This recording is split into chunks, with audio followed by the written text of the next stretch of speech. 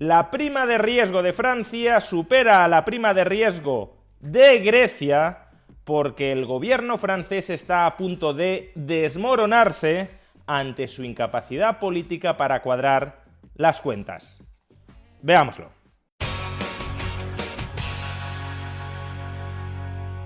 El gobierno de Francia, encabezado por el primer ministro Michel Barnier, nombrado a su vez por el presidente de la República Emmanuel Macron, está a punto de caer. Y está a punto de caer como consecuencia de la ingobernabilidad financiera del Estado francés. En 2024 el déficit público de Francia rebasará el 6% del PIB y su deuda pública superará el 112% del PIB. Es decir, el Estado francés necesita cuadrar contundentemente sus cuentas públicas, equilibrar sus ingresos y sus gastos.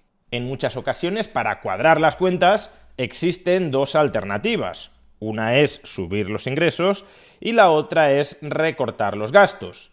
Los socialdemócratas prefieren cuadrar las cuentas, en general, subiendo los ingresos, con más impuestos, y los liberales aspiramos a cuadrar las cuentas con muchos menos gastos, no subiendo impuestos. Pero desde un punto de vista de equilibrio financiero, las dos estrategias son potencialmente válidas. ¿Cuál es, sin embargo, el problema de Francia? Pues que Francia ya tiene ahora mismo el Estado más pesado, el Estado más grande de todo el planeta. El peso del gasto público sobre el PIB en Francia roza el 60%.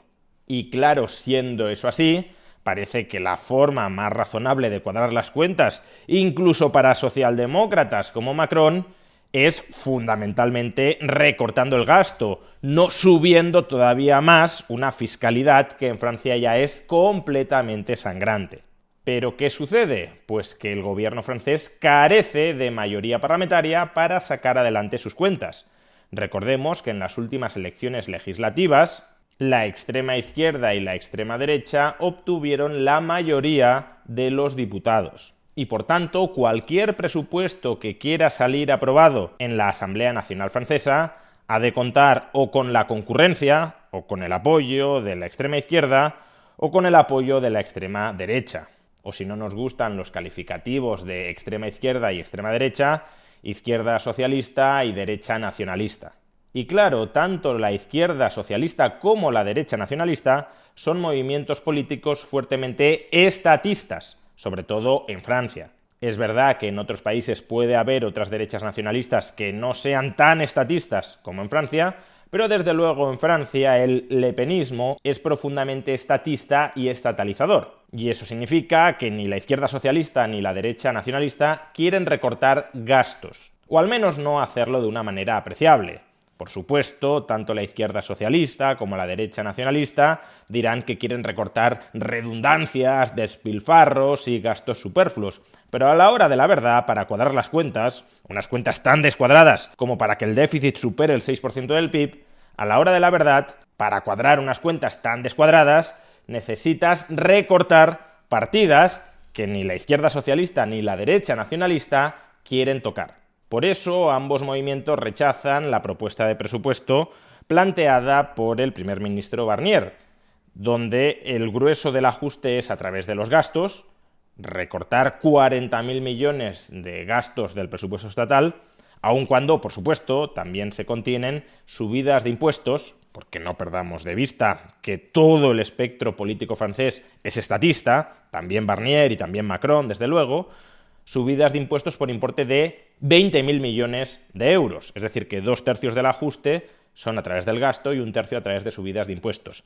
Pero ese ajuste de 2/3 del gasto resulta intolerable para la izquierda socialista y para la derecha nacionalista. Y por tanto, si Barnier lleva su proyecto de presupuesto a la Asamblea Francesa, este será rechazado, este no será aprobado. ¿Significa esto que Barnier no tiene capacidad para aprobar el presupuesto?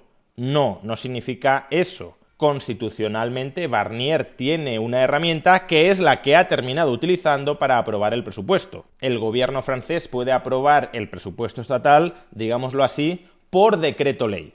Ahora bien, si aprueba el presupuesto estatal por decreto ley, entonces la Asamblea francesa puede contrarrestar, puede responder a esta aprobación gubernamental del presupuesto por decreto ley con una moción de no confianza, una especie de moción de censura que si Barnier pierde es destituido.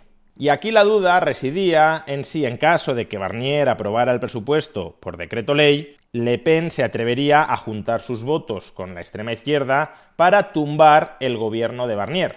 Es decir, en parte era una partida de póker. Barnier esperaba aprobar el presupuesto por decreto ley con la expectativa de que a última hora Le Pen se achantara y no votara censurar la acción del gobierno en la Asamblea Nacional Francesa, tumbando en consecuencia a este primer ministro y su gobierno. Pero el partido de Le Pen ya ha anunciado que después de la aprobación de los presupuestos por decreto, sí censurará al gobierno de Barnier. Y por tanto, si es así, el primer ministro caerá sin que sus presupuestos hayan sido aprobados. ¿Cuál será entonces la consecuencia de todo esto? Pues que Francia no tendrá nuevos presupuestos para 2025 y en consecuencia se aplicarán los de 2024 y los aplicará o los tendrá que aplicar un nuevo primer ministro, porque Barnier dejará de ser primer ministro. Ese nuevo primer ministro lo nombrará Macron, pero no tendrá, repito, presupuestos nuevos con ajustes para cuadrar las cuentas en el año 2025. Y aquí, claro, nos topamos con un problema político-económico mayor, que ya es el que se está visibilizando en la evolución de la prima de riesgo francesa, que hoy ha vuelto a superar la prima de riesgo griega. Si no hay un nuevo presupuesto, el déficit público de 2025 será de aproximadamente el 6% del PIB, el mismo que en 2024. Es decir, un déficit público no solo muy alto, especialmente para un país que ya carga con una deuda pública del 112% del PIB, sino un déficit público que atenta contra las reglas europeas de estabilidad presupuestaria. Recordemos que el Pacto de Estabilidad y Crecimiento establece que los países miembros han de tener un déficit público del 3% del PIB o inferior. Y si un país, si un Estado miembro sistemáticamente tiene un déficit público superior a este 3% del PIB, se abrirá un protocolo de déficit excesivo que conducirá en el extremo a sancionar a ese Estado miembro por incumplir su compromiso de déficit. Estas reglas europeas ya vuelven a estar en vigor desde este año 2024 y eso significa que si Francia no recorta su déficit público, en 2025 Europa, la Comisión Europea, debería abrirle expediente al Estado francés.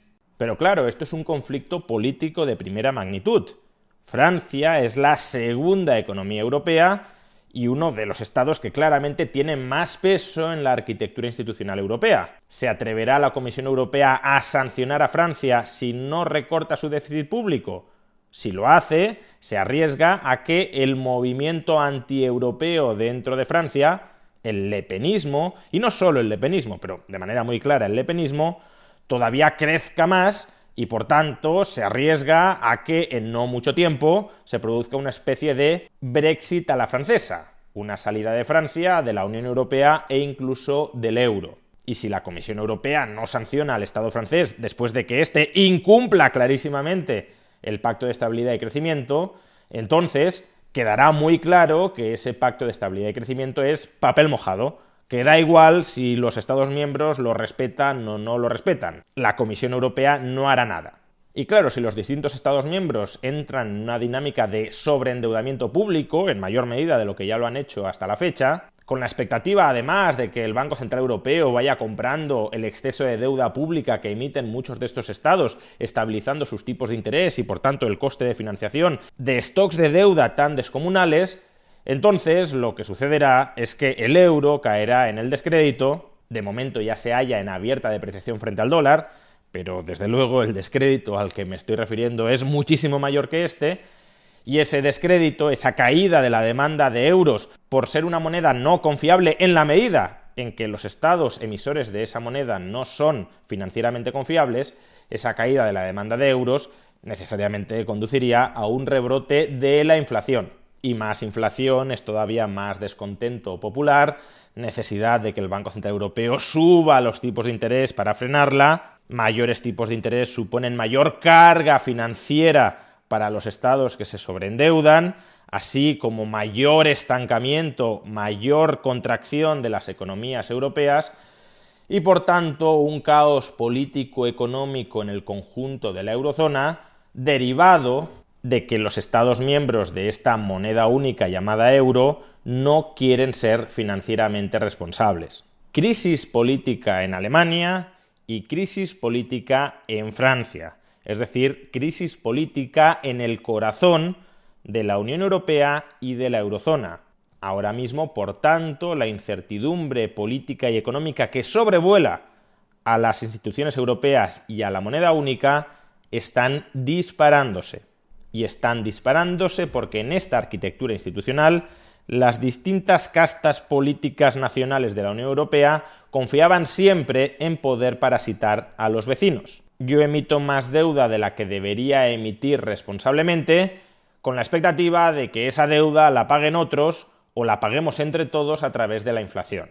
Y con incentivos tan perversos, y con castas políticas nacionales tan irresponsables, y con electorados nacionales tan escorados hacia el estatismo, es muy complicado que esta unión monetaria pueda funcionar, porque los requisitos para que funcione, déficits públicos controlados, bajos stocks de deuda pública sobre PIB, mercados libres y flexibles para la movilidad de los factores productivos, están en gran medida ausentes como consecuencia del hiperintervencionismo gubernamental que aplican todos los estados europeos para generar redes clientelares cebadas con el exceso de gasto público financiado con deuda sobre sus electorados. Así que a ver cómo las oligarquías europeas consiguen salir de la ratonera que ellas mismas han creado y en la que se han metido.